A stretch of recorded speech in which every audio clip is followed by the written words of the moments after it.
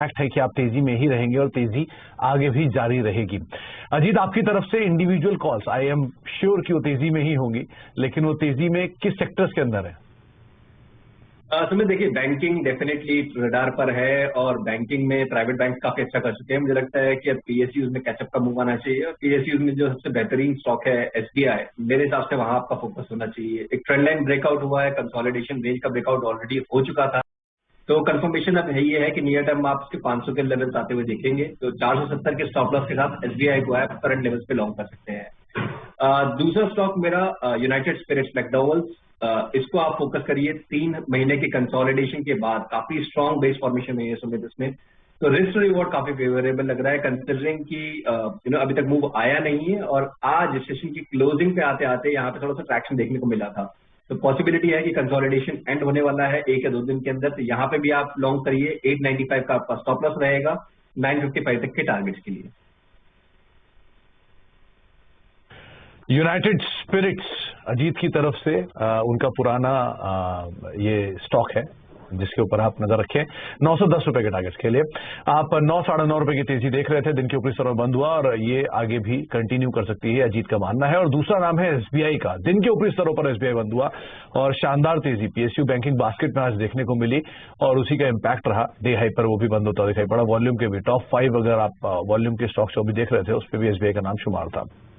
अजीत, सबसे पहला नाम तो आज रिलायंस ही रहेगा ऑब्वियसली, क्योंकि 44 अंकों का कंट्रीब्यूशन है, हाईएस्ट वॉल्यूम भी है आज के सत्र में किसी स्टॉक में। और कल आपने ये बात कही भी थी कि ये अगर तेजी इस पे आप नजर रखेंगे, वो लेवल्स पार हुए तो आप तेजी देखेंगे, और वो लेवल्स आज 10 से 15 रुपए ऊपर ही सिर्फ पार हुआ और उसके बाद क्या शानदार तेजी आई, डीआई पे बंद हुआ। अब नेक्स्ट लेवल क्या रहेंगे, क्या टारगेट्स रख रहे हैं आप इसके, क्या करना चाहिए इसमें?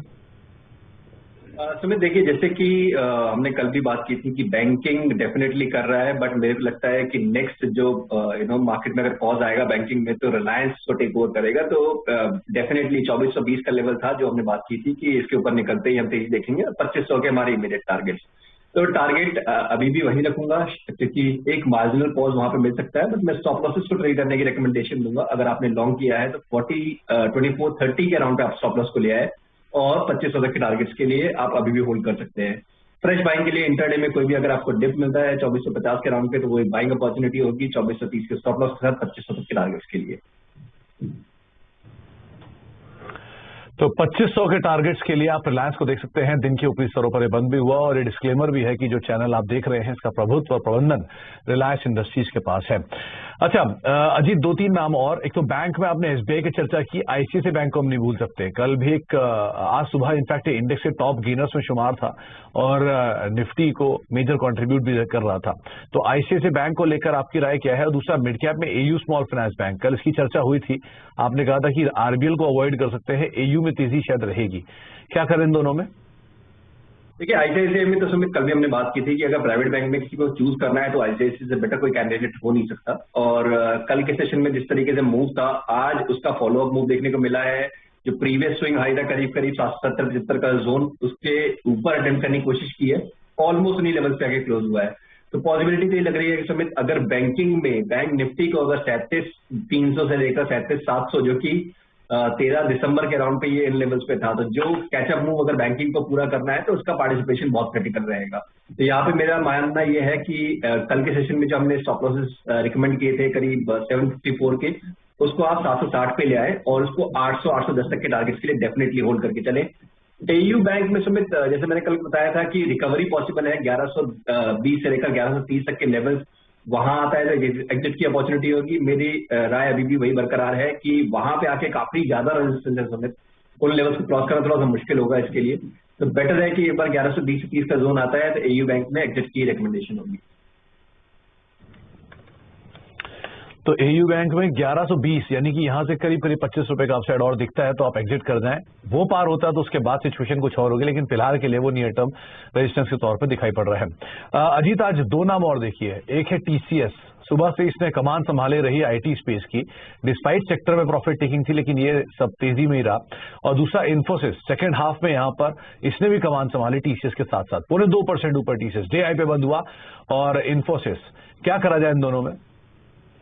सुमित देखिए, अर्निंग सीजन की शुरुआत अब होने वाली है, तो डेफिनेटली मुझे लगता है जिस तरीके से ट्रैक्शन दिख रहा है आईटी स्टॉक्स में, बिकॉज ये लीड कर रहे हैं पिछले करीब एक महीने से, अगर आप देखेंगे तो मुझे लगता है कि ये मूव कंटिन्यू रहेगा, फॉलोअप मूव है।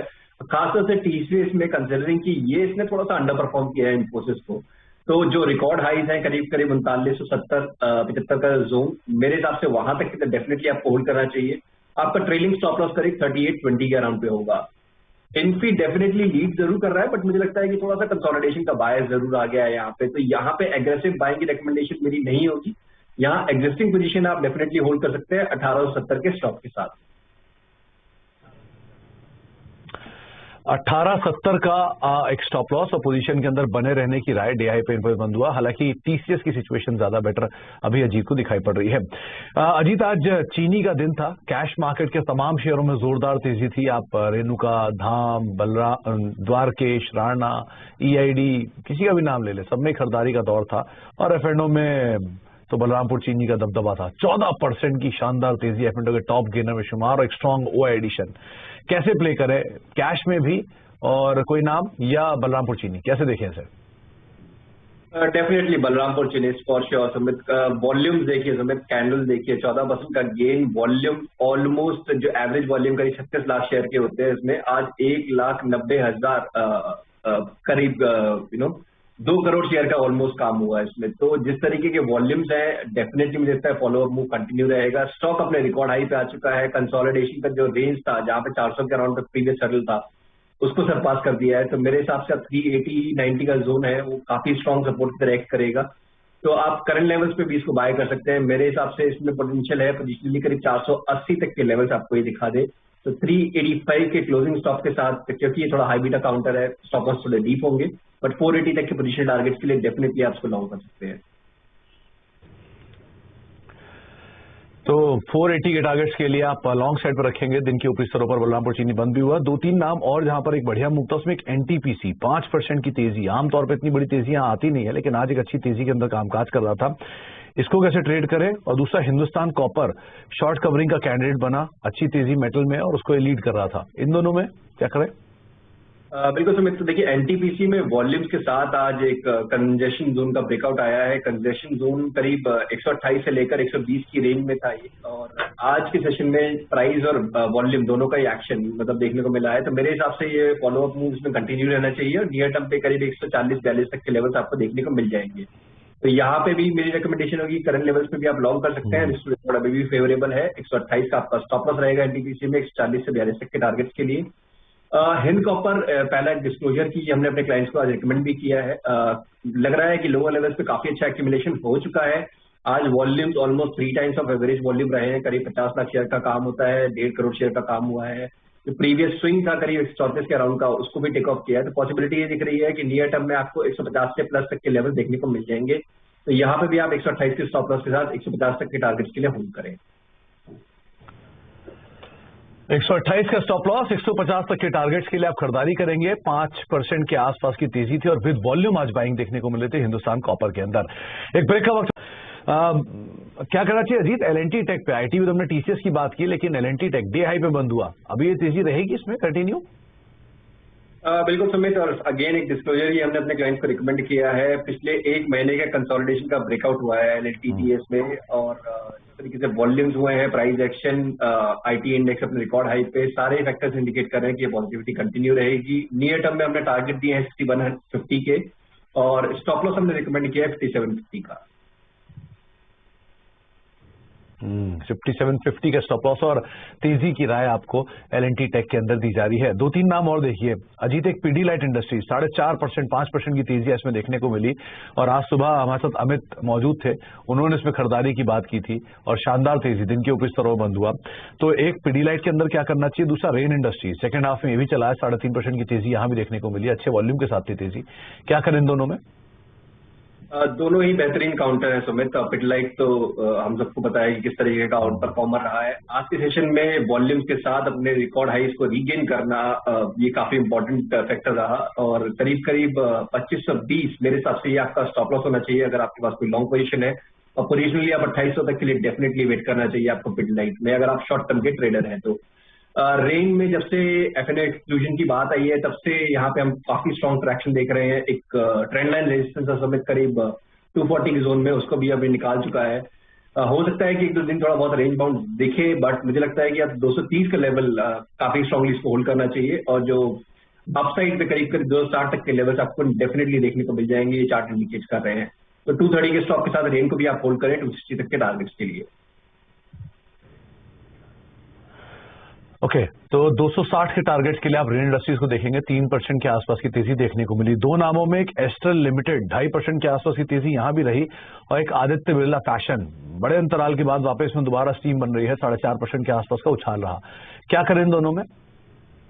देखिए, एस्ट्रल तो समित डेफिनेटली ये भी एक कंसिस्टेंट परफॉर्मर है, और एक रेंज में था बेसिकली काफी टाइम से, जहां 2400 से लेकर 2100 का एक बैंड था, और आज के सेशन में उसका ब्रेकआउट हुआ है। दो कैंडल्स में डिसाइसिव बंद नहीं हुई, वॉल्यूम्स काफी अच्छे रहे हैं। मेरे हिसाब से ये मूव कंटिन्यू रहना चाहिए। 2290 आपका स्टॉप रहेगा, और टारगेट इस पैटर्न के हिसाब से करीब करीब आप 2700 तक के लेवल्स के लिए वेट कर सकते हैं।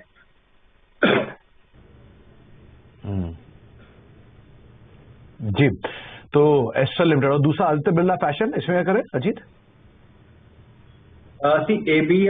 एफआरएल में भी यहाँ पे आज की वॉल्यूम्स, आज के कैंडल काफी स्ट्रॉन्ग दिखा रहे हैं, और पॉसिबिलिटी दिख रही है सुमित की करीब 293 पे एक मार्जिनल हर्डल जरूर है, बट उसको निकालने के बाद करीब 308 तक के लेवल देखने को मिल जाएंगे।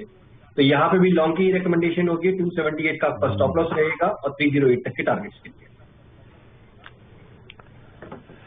308 तक के टारगेट्स के लिए आप आदित्य बिरला फैशन में देख सकते हैं, करीब करीब 13.25 रुपए ऊपर। ये 286-87 के स्तरों पर आज बंद होता हुआ दिखाई पड़ा। एक अच्छी खरीदारी यहाँ पे थी। लास्टली एक जीएनएफसी को और देखिए, यहाँ पर एक अच्छा लॉन्ग बिल्डअप था, 7% की तेजी, अच्छा हुआ, एडिशन भी है आज, बढ़िया वॉल्यूम के साथ खरीदारी थी, इंडेक्स के टॉप गेनर्स में शुमार हुआ। क्या करें इसमें? बिल्कुल होल्ड करना है सुमित। आज के सेशन में इसमें ब्रेकआउट आया है, और लास्ट के हाफ एन आवर में जिस तरीके से मैं देख रहा था, ट्रैक्शन काफी स्ट्रांग हुआ। ये फॉलोअप मूव डेफिनेटली दिखना चाहिए आगे वाले सेशन में भी।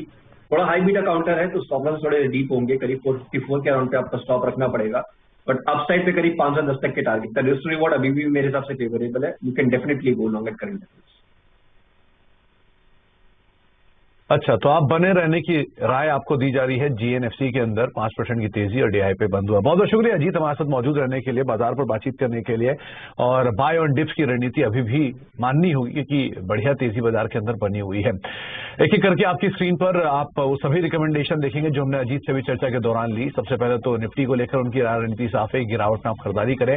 रिलायंस उन्होंने पहले भी बोला है, और अभी भी उनको लगता है कि तेजी के अंदर ही रहेगा। उनकी खुद की कॉल में एक यूनाइटेड स्पिरिट्स है स्टॉक, ऑफ कोर्स 950 रुपए के टारगेट्स के लिए 895 रुपए का एक स्टॉप लॉस मेंटेन करेंगे। और रिलायंस 2500 रुपए के लिए उनकी खुद की टारगेट दूसरी कॉल उसमें एसबीआई है, जो कि उन्होंने पीएसयू बैंकिंग बास्केट में से चुना है।